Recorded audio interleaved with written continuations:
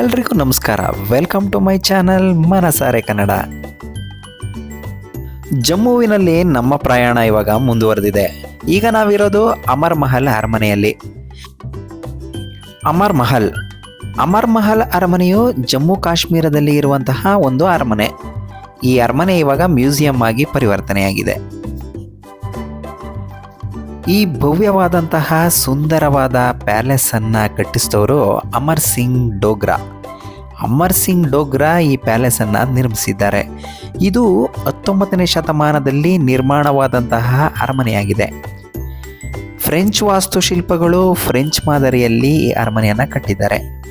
ಅರಮನೆಯ ಮುಂಭಾಗದಲ್ಲಿ ಇರುವಂತಹ ಪರ್ವತ ಶ್ರೇಣಿಗಳನ್ನು ನೀವಿಲ್ಲಿ ನೋಡ್ತಾ ಇದ್ದೀರಾ. ಈ ಅದ್ಭುತವಾದಂತಹ ಪುರಾತನ ಶೈಲಿಯ ಫ್ರೆಂಚ್ ಶೈಲಿಯ ಈ ಅರಮನೆಯನ್ನು ನೋಡೋದಕ್ಕೆ ನೀವು ಜಮ್ಮು ಕಾಶ್ಮೀರ್ಗೆ ಹೋಗಬೇಕು. ಜಮ್ಮುಗೆ ಹೋದರೆ ಈ ಪ್ಯಾಲೇಸನ್ನು ಮಿಸ್ ಮಾಡದೆ ನೋಡ್ಕೊಂಡು ಬನ್ನಿ.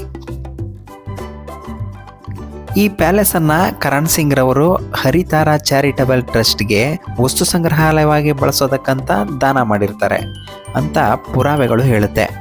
ಇಲ್ಲಿ 125 kg ತೂಕದ ಚಿನ್ನದ ಸಿಂಹಾಸನ ಇದೆ. 25,000ಕ್ಕೂ ಅಧಿಕ ಪುಸ್ತಕಗಳ ಸಂಗ್ರಹ ಇಲ್ಲಿದೆ. ಇನ್ನು ಅಮರ್ ಮಹಲ್ ಪ್ಯಾಲೇಸ್ನ ಮುಂಭಾಗದಲ್ಲಿ ಬಂದು ನಾವು ನಿಂತ್ಕೊಂಡು ನೋಡಿದ್ರೆ ಸುಂದರವಾದಂತಹ ಪ್ರಕೃತಿಯ ವಿಹಂಗಮ ನೋಟವನ್ನು ನಾವು ನೋಡ್ಬೋದು. ಇಲ್ಲಿ ಕಣಿವೆಗಳು, ಬೆಟ್ಟ ಗುಡ್ಡಗಳು ತುಂಬ ಅದ್ಭುತವಾಗಿ ಕಾಣಿಸುತ್ತೆ. ಇಲ್ಲಿ ಅಪರೂಪದ ಪುರಾತನ ಕಲಾ ಸಂಗ್ರಹಗಳು ಇಲ್ಲಿ ಇದೆ. ಭವ್ಯವಾದ ಅರಮನೆ, ವಿಶಾಲವಾದಂತಹ ಹೊರಾಂಗಣ ಹಾಗೂ ಸುತ್ತಲೂ ಕಣಿವೆಗಳು ಮತ್ತು ಅರಮನೆಯ ಉತ್ತರಕ್ಕೆ ಪರ್ವತ ಶ್ರೇಣಿಗಳಿವೆ. ತಾವಿ ನದಿಯು ಎಡದಂಡೆಯಲ್ಲಿ ಭವ್ಯವಾದ ಅರಮನೆಯ ನೋಟ ನಮಗೆ ಕಾಣಿಸುತ್ತೆ. ಹಾಗಾಗಿ ಈ ಅರಮನೆಯ ಯಾವ ಭಾಗದಿಂದ ನಿಂತ್ಕೊಂಡು ನೋಡಿದ್ರೂ ಕೂಡ ನಮಗೆ ಈ ಅರಮನೆಯ ಭವ್ಯವಾದ ಸೌಂದರ್ಯವನ್ನು ನಾವು ನೋಡ್ಬೋದು. ಈ ಸುಂದರವಾದ ಅರಮನೆಯ ವಾಸ್ತುಶಿಲ್ಪಿಯ ಕೈಚಳಕ ನಮಗೆ ಎದ್ದು ಕಾಣಿಸುತ್ತೆ. ಹಾಗಾಗಿ ಈ ಅರಮನೆ ನೋಡೋದಕ್ಕೆ ಒಂದು ರೀತಿ ಚಂದ.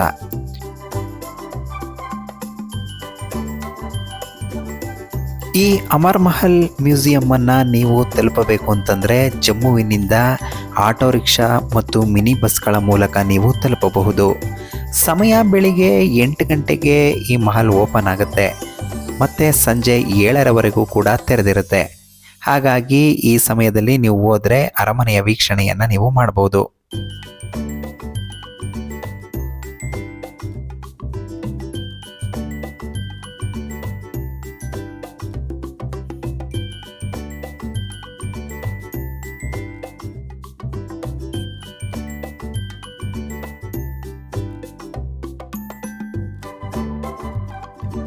ಜಮ್ಮುವಿನ ಇನ್ನಷ್ಟು ಸುಂದರವಾದಂತಹ ಪ್ಲೇಸ್ಗಳನ್ನು ನಾನು ಮುಂದಿನ ವಿಡಿಯೋದಲ್ಲಿ ನಿಮಗೆ ತೋರಿಸ್ತೀನಿ.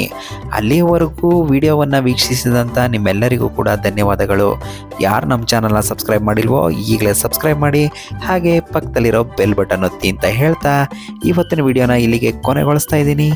ಧನ್ಯವಾದಗಳು.